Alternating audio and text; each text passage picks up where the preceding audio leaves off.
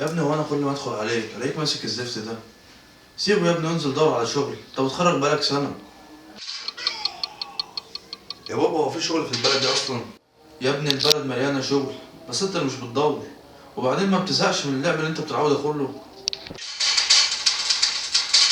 بزهق والله يا بابا، مش عارف اعمل ايه. انا ليه بلعب؟ يا ابني انا خايف على مستقبلك وحياتك، هتصرف منين؟ يا بابا كل اصحابي في السن ده بيتمتعوا بحياتهم، اشمعنى انا يعني؟ يلا العب يلا. يا ابني لازم تبقى راجل مسؤول عن حياتك، ما تقلدش اصحابك. يا بابا انا كنت بشتغل. يا ابني انت بتعرفش يعني ايه مسؤوليه. انت هتفضل بالنسبه لي عيل صغير لحد ما اشيل مسؤوليه واشوفك كبير قدامي. طب يا بابا انا من بكره هنزل ادور على شغل واثبت لك ان انا قد المسؤوليه. بابا انا دورت على شغل وما لقيتش غير شغل نظافه، وانا بصراحه كده مش هشتغل الشغلانه دي. يا ابني الشغل مش عيب، انت هتفضل شخص فاشل ومش هتنفع في حاجه. طب يا بابا اصحابي قالوا لي ان في شغل هدوم بتتباع على النت، انا ممكن اخش معاهم في الموضوع ده، وبيقول لك فيه فلوس حلوه يعني هكسب منه ان شاء الله. وهتاخد كام يعني يا فالح؟ يعني مثلا يا بابا هاخد على كل بيعه 100 جنيه. يا ابني بصراحه الشغل اللي على النت ده بشوف حوارات ومش بصدقه.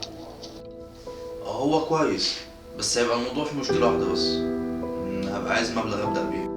طيب خلاص انا اقول لك على حاجه كويسه، انت انزل اشتغل الشغلانه دي لحد ما تجمع فلوس وبعد كده اشتغل اللي انت عايزه. يا بابا انا مش هشتغل بتاع النظافه. بصراحه كده هو ده الحل اللي عندي، انا مش معايا فلوس اديك. ماشي يا بابا ماشي. وانا ليه ما اشتغلش الشغلانه دي؟ طب ما بابا عنده حق، والشغل مش عيب.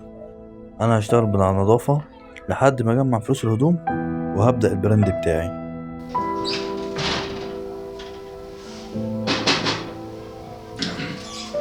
بابا كنت عايز اقول لك على حاجه. انا فكرت وقررت ان انا هنزل اشتغل لحد ما اجمع فلوس. انا فخور بيك يا ابني، وهفضل في ظهرك لحد ما تقف على رجلك.